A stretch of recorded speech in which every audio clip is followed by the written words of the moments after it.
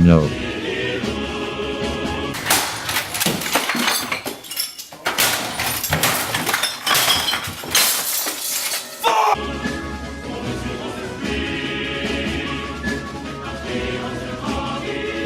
Mini tanks are studied for their amazing combat performances, innovative designs, and impressive statistics. These tanks become legends, and have many things written about them. Sometimes way too much. But some tanks are memes, and due to bad design or just weird design, suffer in combat or are just funny all around. And this video is about some of the memes, a few of which you can take command of in the World War II tank and plane simulator, War Thunder, who is the sponsor for this episode.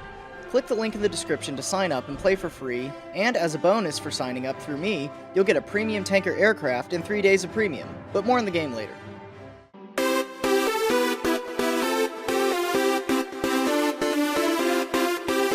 The story of the BT tanks is almost less about them than their creator, J. Walter Christie.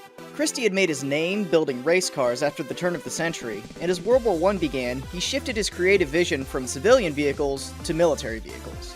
His crowning achievement first became known as the M1928, an extremely fast tank with thin sloping armor that he planned to be used by the US Army for exploitation attacks through enemy lines to attack their rear and logistics. The Russians then went on to build these things in the thousands, including the BT-2, BT-5, and BT-7, all with various upgrades. In practice though, the BT tanks did not perform as well as hoped due to the scenarios they found themselves in. The highlight of their combat career, at least as far as numbers go, took place in Finland in 1940 and during Operation Barbarossa in 1941, where they were either not able to move very well and got bogged down in the case of Finland, or had to be used as defensive weapons, which they were not meant for in the Soviet Union, making the BTs the right tank for the wrong war. Highlighted by the fact that even though, as I mentioned before, the Soviets built thousands, it's fairly difficult to find one nowadays.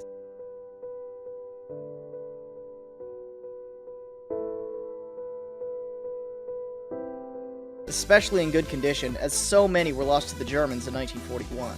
Although they did see more success in the East against the Japanese, and in Poland and in the Spanish Civil War, where they were able to be used more in their designed role. The BTs did have a few variants made, most notably the Finnish BT-42 conversion, and they heavily influenced the design of the T-34.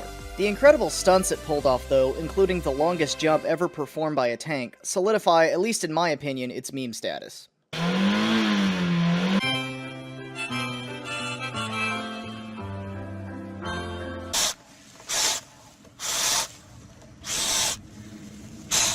All combatants in World War II had some form of mobile anti-aircraft gun, such as this one for the Germans and this one for the Soviets. In 1943, the Canadians wanted in on some of that hot anti-aircraft tank action, and in the same year proposed and built one based on the Sherman tank. Well, actually the Grizzly, but that's a whole nother story. Replacing the main tank gun with 4 20mm anti-aircraft guns and adding a host of hydraulic systems to the turret to make it turn faster to engage enemy aircraft. Of the 3 built, one was sent to Europe with the 22nd Canadian Armored Regiment and saw heavy fighting and was seen as a big asset by fellow tank crews to flesh out small pockets of resistance. And I know at this point, this thing sounds completely awesome and in no way a meme. And it really was pretty awesome. Also, you know what would be awesome? If it was put into War Thunder. I'm just saying, there's already all kinds of vehicles like this. Just War Thunder, you should put it in the game. Just put it in the game. The reason for its meme status is that by 1944, the Luftwaffe basically no longer existed, and the field reports say that although the skink performed well in the combat it was involved in, it never found any planes to shoot at, and therefore could never be combat-proven in its designated role, and the project was cancelled because the Allies already had plenty of vehicles to fight ground troops with and didn't need another one. To my knowledge, there are no skinks left. One was converted into a Kangaroo armored personnel carrier, and the other was used as a hard target on a firing range. Peinado porque no me dio tiempo nada ponerme las chanclas y el bañador. Voy a la playa, había subido la marea. Había subido la marea y encontré una paella. Whoa, that tall Tank. looks terrible. This one's one of my favorites. The M3 Lee looks like its designer had read a lot about tanks, studied the features of previous ones in immense detail, and had talked to other tank designers in depth about what all should be involved, but had never actually seen or been in one before. Developed very quickly as a stopgap tank in 1940 for British Lend-Lease as the Sherman was still in development and US production capabilities had not been set up yet, the Lee borrowed from previous American designs, some successful and some not, and a few features from the Sherman, which had gone through some of its trials already. It sported a 7-man crew, which was cut down to 6 in the British Grant variant when the radio operator was eliminated when the radio was put in a bustle in the turret to be used by the commander, and 2 guns, one 37mm anti-tank gun in the turret, and a 75mm in the hull. The 2 guns, although providing a lot of firepower, which is what American tanks were known for, gave the tank a very tall silhouette, which is something the British and Soviets who used them later complain about. The Soviets really didn't like this vehicle. I've seen claims before of them calling it a coffin for 7 brothers, although I've never seen that from an actual source. I have, though, heard a lot of quotes of them just talking badly about the tank, and with its high silhouette in Russia, they weren't really wrong. In fact, upon review to the British, before the tanks were sent to them, they rejected the vehicle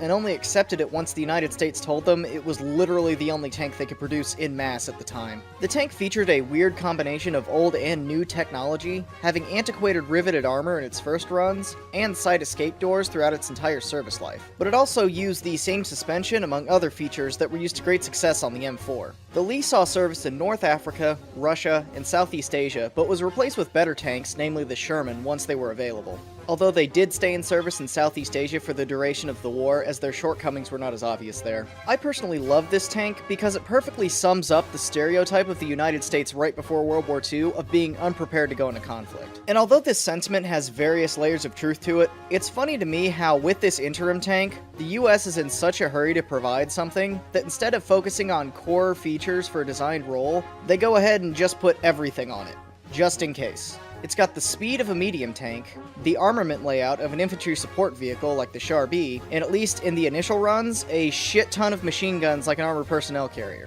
Although that actually isn't very strange as far as American interwar tanks go, the Americans put machine guns anywhere they could stash them. But the combination created this glorious mistake that was there in a time of need that I am so happy exists. Don't open the door. See? Everything's okay. 朋友是一个坚韧不拔的纪录片，在香港这座城市的设置。主演钱德勒、鲁欧斯、福波斯伊、瑞秋。Do we have time for bonus tank? Yes, we do! Fantastic! After the last episode, I was asked a lot to talk about this thing, the VS-KFZ 617 Minenraumer. And there's not much information on it, so prepare to be disappointed. This is the Germans' attempt at a large mine-clearing vehicle, and it worked pretty much exactly how you think it would.